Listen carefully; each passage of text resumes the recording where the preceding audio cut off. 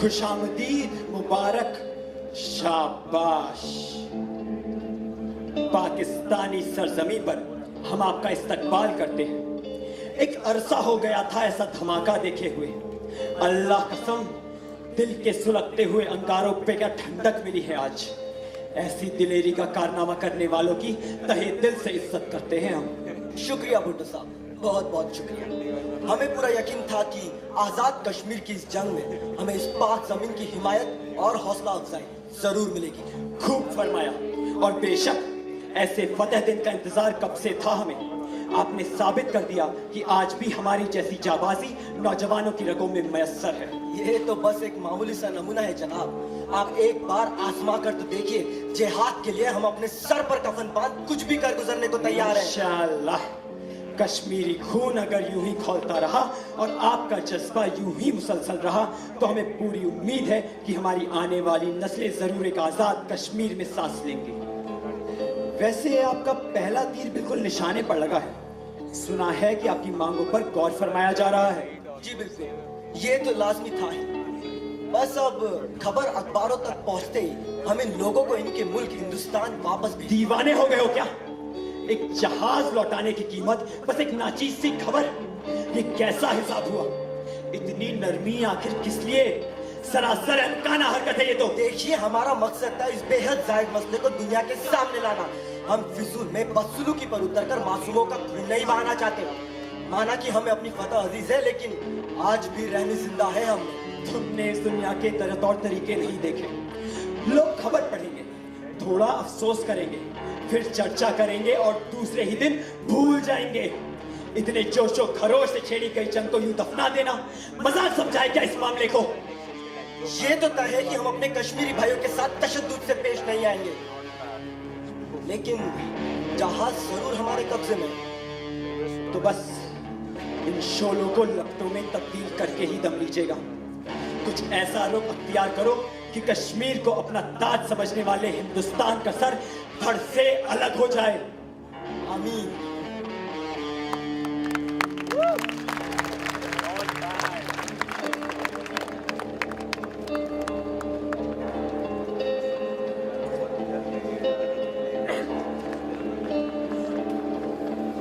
गंगा विमान के मुद्दे की वजह से हिंदुस्तान और पाकिस्तान के बीच फिर से नसें तन गई। विमान में बैठे यात्रियों को तो अमृतसर वापस भेज दिया गया, लेकिन पाकिस्तानी सियासत के कहने पर विमान को आग लगा दी गई थी। दोनों मुल्क एक दूसरे पर इल्जामों की बरसात कर रहे थे और बीच में पिस रहे थे तो बस कश्मीर और बंगाल।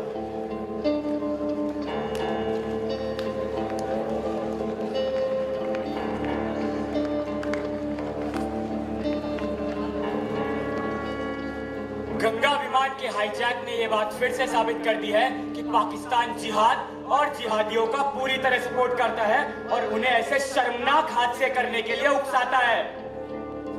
हमारे मुताबिक ये वाकया शर्मनाक नहीं था। अगर कश्मीरी लोग हिंदुस्तानी हुकूमत से नाखुश हैं और आजाद कश्मीर की मांग कर रहे हैं तो पाकिस्तान का मुल्क उन्हें और उनकी मांगों को हिमायत देगा। आज जो उन दो लोगों ने करके दिखाया है वो हिंदुस्तानी जुल्मों से दबे मासूम कश्मीरियों की चीख है। इन सच्चे जिहादियों का दर्जा हमारी नजरों में बहुत ऊंचा है। जिहादियों को जाबाज सिपाही का दर्जा देना पाकिस्तान की पुरानी आदत है और पाकिस्तान में ट्रेन हुए यही जाबाज सिपाही भारत में तबाही का माहौल बनाते हैं। हिंदुस्तान खुद अपनी हुकूमत की हिफाजत नहीं कर पा रहा है और बार बार पाकिस्तान पर इल्जाम लगा रहा है। एक बार फिर हिंदुस्तान इस गलतफहमी में है कि इस हाईजैक के पीछे हमारा हाथ है, जबकि सच्चाई कुछ और ही है। पाकिस्तान की इंडियन एयरलाइंस के इस विमान को हाईजैक कराने और जलाने की हरकत निहायत ही खतरनाक इरादों का सबूत है और भविष्य में भारत की सुरक्षा को मद्देनजर रखते हुए हम ये मांग करते हैं कि पाकिस्तानी ओवरफ्लाइट्स इंडियन एयर स्पेस से बैन कर दी जाए। पाकिस्तान ने इंडियन एयरस्पेस का कभी नापाक इरादों से इस्तेमाल नहीं किया है। इस हाईजैक के पीछे भी हमारा हाथ नहीं है। बेवजह पाकिस्तान को इस मामले में खींचकर हमारे पाक दामन पर एहसान फरोशी का दाग लगाया जा रहा है।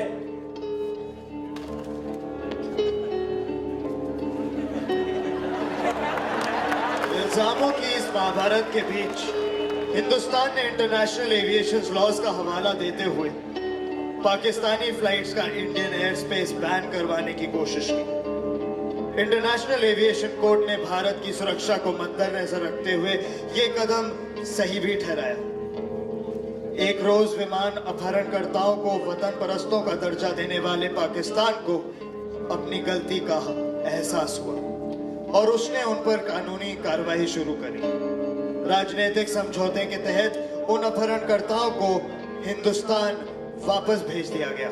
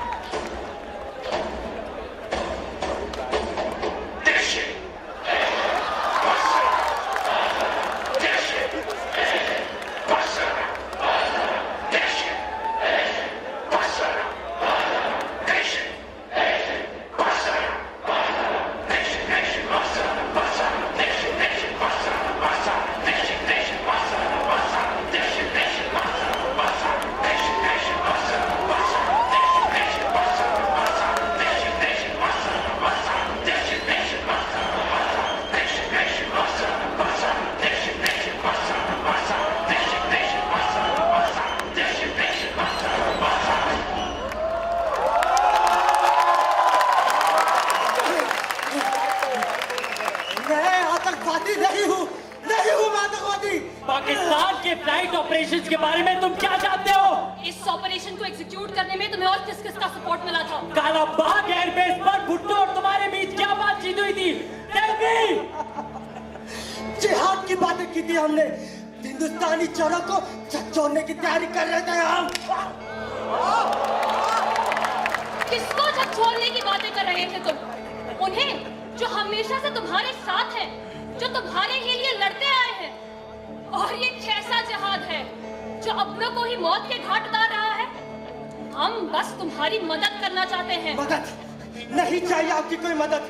कश्मीर आजाद मुल्क था और हम उसकी आजादी के लिए लड़े। श्रेया, हाँ, तो तुम्हें आजादी चाहिए। हम भी तो वही चाहते हैं और शायद वही कर रहे हैं। क्यों मजाक कर रहे हैं आप? मजाक नहीं है ये, हम भी लड़ रहे हैं आजादी के लिए। एक मुल्क की आजादी, उसके गुलाम लोगों की आजादी, बंगाल की आजादी। आजादी? वहाँ आपके फौजी कश्मीर को अपने पैरों तले कुचल रहे हैं और आप लोग हमें कश्मीर में आजादी की झूठी तसल्ली दे रहे हैं। कश्मीर को हमने हमेशा संभालने की कोशिश की है।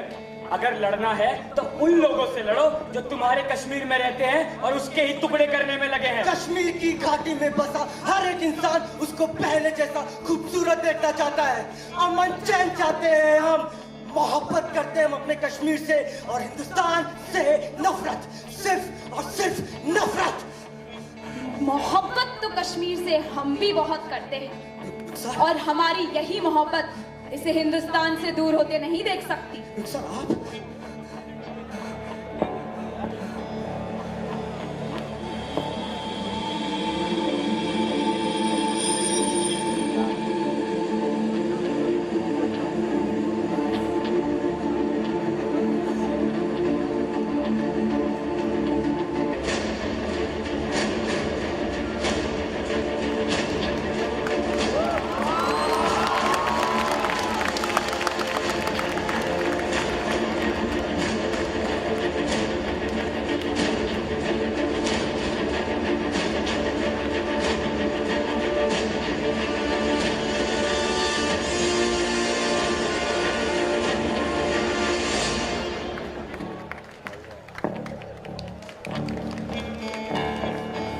ये सब एक मजाक था, कश्मीर की आजादी के नाम पर एक बेहुदा मजाक। ये मजाक नहीं था हाशिम।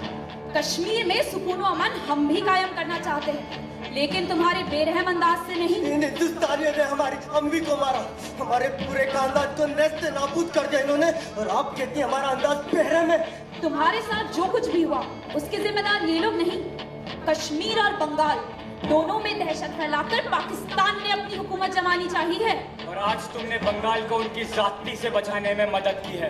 कि ये सब एक नाटक था, हमसे हमदर्दी करना, हमें एयरपोर्ट तक पहुंचाना, ये प्लेन हाईजैक कराना, सब एक नाटक था।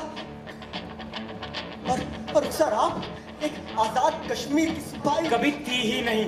रुखसार तो हमेशा से एक इंडियन एजेंट थी। तुम्हारे भाई की मौत के बाद से ही मैं तुम्हें माफ कर रही थी। जब तुम ट्रेनिंग के लिए JKNLF कैंप गए, जिहादी बने और वापस कश्मीर आए, तुम्हारे एक एक कदम पर हम साए की तरह तुम्हारे पीछे थे। तुम वही सोच रहे थे जो हम चाहते थे। मुझे पता था तुम ट्रेनिंग से वापस मेरे ही घर आओगे। वैसे भी तुम और जाते भी कहाँ। रुखसार बस इसलिए 2 महीने से एयरपोर्ट पे काम कर रही थी कि तुम्हारे दिमाग में यह हाईजैक का आइडिया डाल सके। तुमने पूरे 2 महीने वही देखा जो हम चाहते थे। हर इंफॉर्मेशन, हर इंसान का लेखा जोखा, एयरपोर्ट की हर एक्टिविटी की खबर तुम्हें बस मुझसे मिलती। तुम्हारा हर सिक्योरिटी को पास करना कोई इत्तेफाक नहीं था, बल्कि एक सेटअप था। हर कदम पर हम तुम्हारी मदद कर रहे थे। और वो प्लेन वोकर F-27 6 महीने से बंद पड़ा एक प्लेन हाईजैक से बस 1 हफ्ते पहले एयरपोर्ट पे आता है। वो पहली उड़ान भरता है और तुम उसी प्लेन को हाईजैक करते हो। Do you think that was a coincidence? मैंने तुम्हें उस प्लेन को लाहौर की तरफ ले जाने को कहा ताकि हम पाकिस्तान का नाम इस हाईजैक से जोड़ सके। उस प्लेन में फ्यूल जानबूझकर कम रखा गया था ताकि हम लाहौर की जगह तालाबाग बेस पहुंचे, जो पाकिस्तान की सीमा में भी आता है। एक बंद एयर स्ट्रिप जिस पर लैंडिंग की परमिशन मिलना भी आसान था। तुम्हारे जिहाद की जुनून और इतने बड़े कदम को देखकर वहाँ भुट्टो साहब का आना तो लाजमी था। आखिर वही तो है आजाद कश्मीर के सबसे बड़े रहनुमा। तुम जब इस खुमार में डूबे थे, तब तक पूरी दुनिया में इस हाईजैक की खबर फैल चुकी थी। ताकत के नशे और अपनी जीत के जश्न ने भुट्टो और पाकिस्तान दोनों का नाम इस हाईजैक से जोड़ दिया। और आपने इसका बहाना बनाकर पाकिस्तानी फ्लाइट्स का इंडियन एयर स्पेस बैन करवा दिया। आखिर इंसान वही देखता है जो उसे दिखाया जाता है।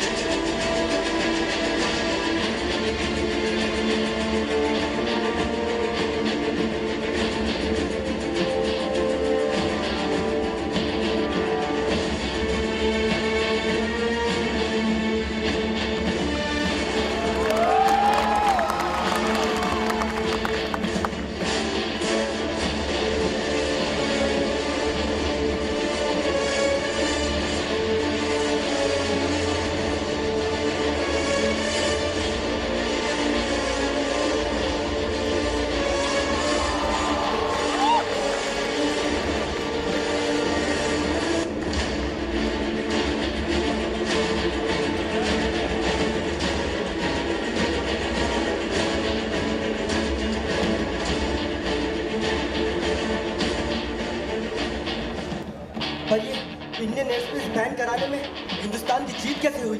कौन कहता है कि जीत हुई? शतरंज के खेल में हर चाल से हार जीत तय नहीं होती। कुछ चालें तो बस बिसात बिछाने के लिए होती है। ये चाल सीधे राजा को मारने की नहीं थी, ये चाल थी दुश्मन के वजीर को फंसाने की। पाकिस्तान का नाम इस हाईजैक से जोड़कर हमने उनका एयर मूवमेंट रेस्ट्रिक्ट कर दिया। अब पाकिस्तानी जहाजों को 3 गुना सफर तय करना पड़ेगा। 3 गुना सफर मतलब 3 गुना ज्यादा समय। और आर्म्स एंड एम्युनिशन की सप्लाई कम। उनकी ग्राउंड एक्टिविटीज को इससे तगड़ा झटका लगेगा और ईस्ट पाकिस्तान के लोगों को सपोर्ट मिलेगा। पाकिस्तानी आर्मी वहाँ लगातार पिछड़ती जाएगी और हमें वक्त मिलेगा बंगाल में अपनी फोर्सेस बढ़ाने का। पाकिस्तान मिलिट्री का फोकस POK से ईस्टर्न बॉर्डर पे शिफ्ट होगा। हम कश्मीर में आर्मी रीइंफोर्समेंट से मिलिटेंट एक्टिविटीज पर चेक लगा देंगे। बिसात, बहुत अच्छी बिसात बिछाई है आपने सीना साहब। बिसात तो बिछ गई है, एक अदद मुहरे की बदौलत अंत अब मुझे दिख रहा है।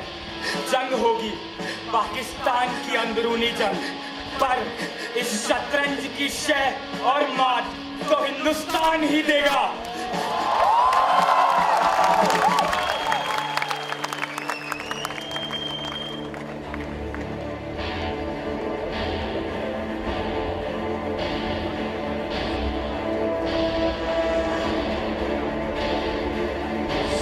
झूठ की बिसात पे मोहरे जब बिछ जाएंगे, अवाम चैन को ताक रख हथियार अब उठ जाएंगे। घोड़े की ढाई चाल पर, घोड़े की ढाई चाल पर जब सन्न सब रह जाएंगे, जंग में फिर तब वहां वजीर के तर्क आएंगे, वजीर के तर्क आएंगे। शतरंज की बिछिए बिसात पर जीत जब हम जाएंगे, चौखानों के शमशान पर, चौखानों के शमशान पर, मोहरों की बिछी बिसात पर जीत जब हम जाएंगे, जीत जब हम जाएंगे,